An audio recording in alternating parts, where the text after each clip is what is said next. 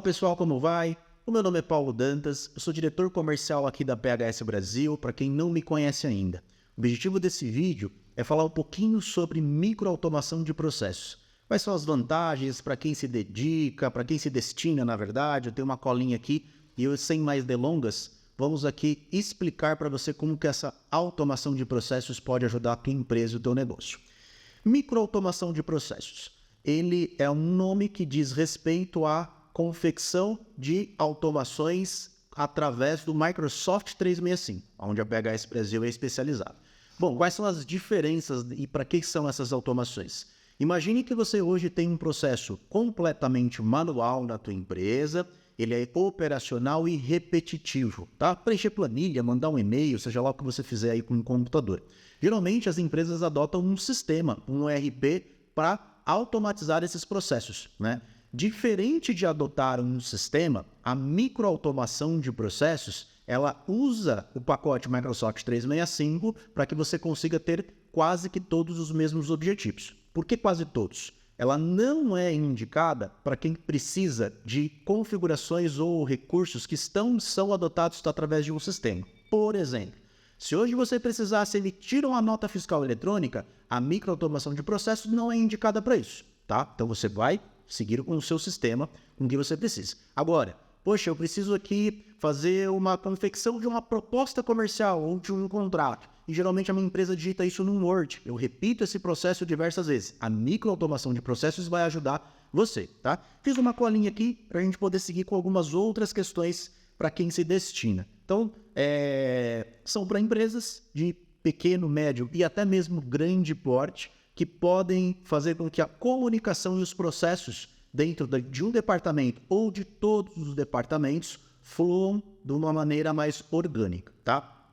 Quais são as vantagens de você utilizar a microautomação de processos dentro do Microsoft 365 para as pessoas e para a sua empresa, tá? Pela minha colinha aqui. O ganho de tempo é uma delas. Por que você ganha tempo? Hoje, vamos pegar aqui alguns exemplos. Você tem que, como eu disse, fazer uma proposta comercial digitando em cima de um modelo de Word repetidas vezes dentro de um setor comercial. Quando você tem uma automação de processos, você vai lá e aperta um botão, aquelas informações daquela proposta são compiladas e você tem um documento de Word pronto, tá? De uma forma muito mais rápida.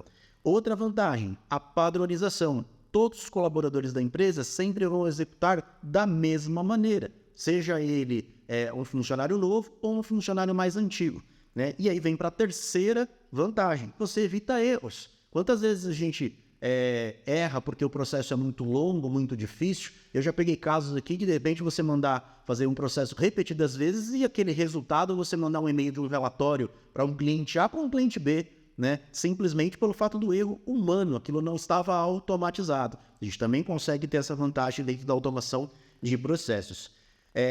Um outro que a gente pode destacar é a redução de custos. Vou pela própria PHS. Hoje eu consigo ter um departamento administrativo com poucas pessoas, 1, 2, 3, 4 pessoas, para executar funções que de repente eu precisaria de 6, 7, 8 pessoas. Porque a automação de processos fazem com que os inputs e os outputs deste departamento sejam muito mais simples, como eu disse, muito mais orgânicos. A gente já tem a nossa regra de negócio e a aplicação mapeada dentro do 365 vai fazer com que aquelas pessoas sejam notificadas, sejam lembradas, e quando a gente pressione ali alguns botões, alguns recursos, aquele resultado esperado padronizado seja executado, tá? Então, a gente também consegue ter redução de custo com o pessoal. Outra coisa, é muito bom para gestão. Afinal, se você não consegue medir algo, você, como um gestor, não vai conseguir tomar decisões. E a microautomação de processos ajuda você, gestor, a entender se você precisa de mais gente dentro de um departamento, se aqueles processos estão sendo executados da maneira adequada, se existem erros ou pontos de melhoria. Imaginem que eu consigo definir com que os dados estejam encapsulados dentro do Microsoft 365. A gente já vai falar daqui a pouco de alguns recursos deles para vocês entenderem como isso funciona, tá? Mas os dados estando ali e sendo manipulados ali dentro, você também consegue de uma maneira fácil medir esses resultados, quais são os indicadores. Então, para a gestão, quem está produzindo, quem não está produzindo, é muito bom. E o último que eu nunca deixo de destacar é a qualidade de vida de todos os envolvidos, tá? Afinal de contas, a gente vai fazer em menos tempo e com menos erros as tarefas. Eu vou ter uma despesa, por exemplo, com hora extra reduzida. E principalmente a pessoa, o colaborador, ele não vai precisar fazer hora extra. Ele vai conseguir ter a qualidade de vida dele, não ter trabalho excessivo para executar as suas tarefas do dia a dia, e ele vai conseguir, por exemplo, sair no horário dele, né, e conviver com a família, que é isso que importa. Legal? Não vou deixar de destacar também a performance da empresa. Afinal, a tua empresa, tendo automação de processos, ela vai se tornar mais competitiva no mercado. Você consegue reduzir custos. Eu brinco muito. Geralmente quem licencia um Microsoft 365, paga ali uma licença mensal para um colaborador e usa ali só Word e Excel, você está desperdiçando dinheiro. Você tem uma Ferrari na garagem e você nem ligou o carro. Então, as automações dentro desse conjunto vão fazer que a sua empresa produza mais rápido, com menos custos e que você consegue ser dominante no mercado onde você atua. Bacana? Então, essas são algumas das vantagens. Além disso, para quem é o MAP, que eu falei um pouco atrás, vinculando aqui com vantagens, eu posso destacar que o MAP ele serve para quem precisa de um resultado mais rápido, tá? A microautomação de processos, ela é muito rápida de ser implementada. Você consegue, diferente de um ERP que custa muito caro, você já tem a licença do 365 provavelmente aí. O ERP tem que ser parametrizado com o seu negócio, com as suas regras. E isso custa muito tempo também, gera uma demanda de manutenção desse sistema. Uma automação de processos, não. Em pouco tempo, às vezes em 5, 10 dias, você já consegue automatizar aquela rotina. E isso fica dentro do seu licenciamento. Bacana? Então, eu também posso destacar isso para uma vantagem para quem se destina à microautomação de processos. Legal? Bom, vamos falar um pouquinho de ferramentas. O que dá para fazer, o que não dá para fazer, quais são os tipos de recursos que a gente tem disponível para automatizar o processo da empresa, tá? Então, usando exemplos e alguns apoios, eu quero que vocês entendam que mais à frente a gente pode vincular isso na prática, tá? Mostrando aqui em tela para vocês algumas coisas que a gente utiliza, inclusive aqui na PHS. Mas só para que você fique claro o que você pode fazer aí com a automação de processos no seu negócio. Eu falei há pouco que a gente consegue, por exemplo, gerar automação de documentos. Eu consigo, através de modelos de Word, tá? Pode ser um contrato comercial, uma proposta comercial, um termo de adesão, enfim, documentos que você tem aí redigidos na sua empresa, que você troca características dele e que você usa repetidas vezes como um PDF, por exemplo. Nós conseguimos automatizar a confecção de documentos. Bacana? Essa é uma das formas, uma das ferramentas que a gente tem. Outra, a ferramenta de formulário. Você muito provavelmente já viu essa ferramenta funcionando, tá?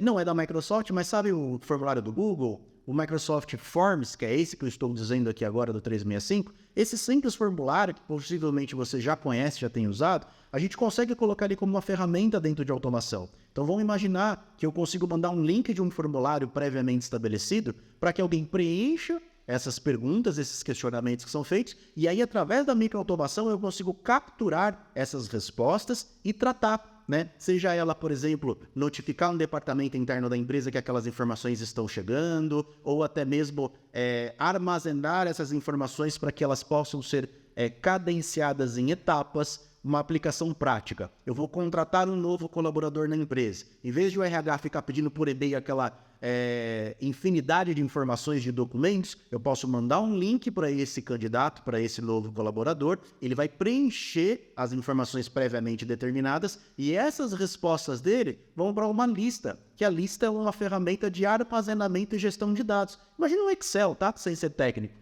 Então essas informações ficam ali armazenadas e o departamento de recursos humanos pode ser notificado. Olha, um novo candidato acaba de preencher os dados, confira, né, através de um e-mail ou um Teams, tá? Tem várias maneiras da gente fazer isso. Então, as informações já estão ali e podem ser administradas por etapa. Então, está na fase de novo candidato, o departamento de RH pode alterar de acordo com a tua regra aí na tua empresa essa etapa para, por exemplo, executando os cadastros, criando os logins, tá? E essas etapas podem ser gatilhos para que ninguém esqueça o que tem que ser feito, as pessoas responsáveis por aquela etapa sejam notificadas, eu consiga como gestor entender qual é o volume de informações e de dados, em que etapa que elas estão, se elas estão atrasadas ou não estão. De novo, eu estou usando um exemplo aqui, tá, para figurar o recurso do formulário, que é uma das ferramentas. A aprovação. É um outro recurso também muito interessante.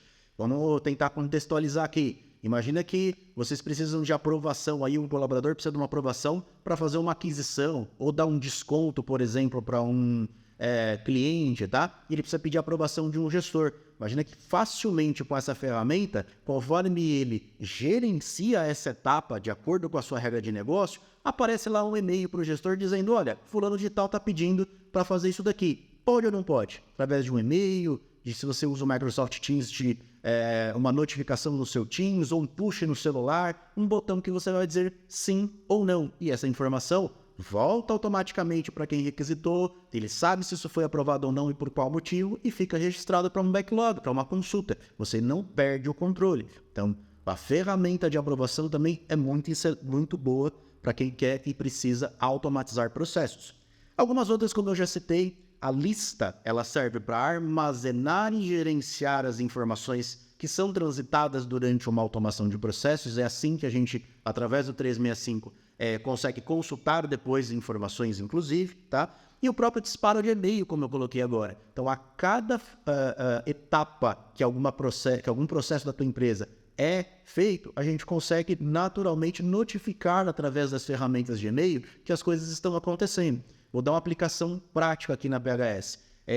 A gente tem aqui uma automação, por exemplo, para atestado médico, né? Nem todo mundo trabalha dentro do escritório, a gente tem gente, inclusive, em outros estados. A pessoa, de repente, adoece, em vez de ela mandar um e-mail para o RH com o atestado dela, ela coloca isso dentro dessa automação de atestados médicos. Aquilo entra como uma etapa de novo atestado. O departamento de RH é notificado por e-mail que um novo atestado foi exposto.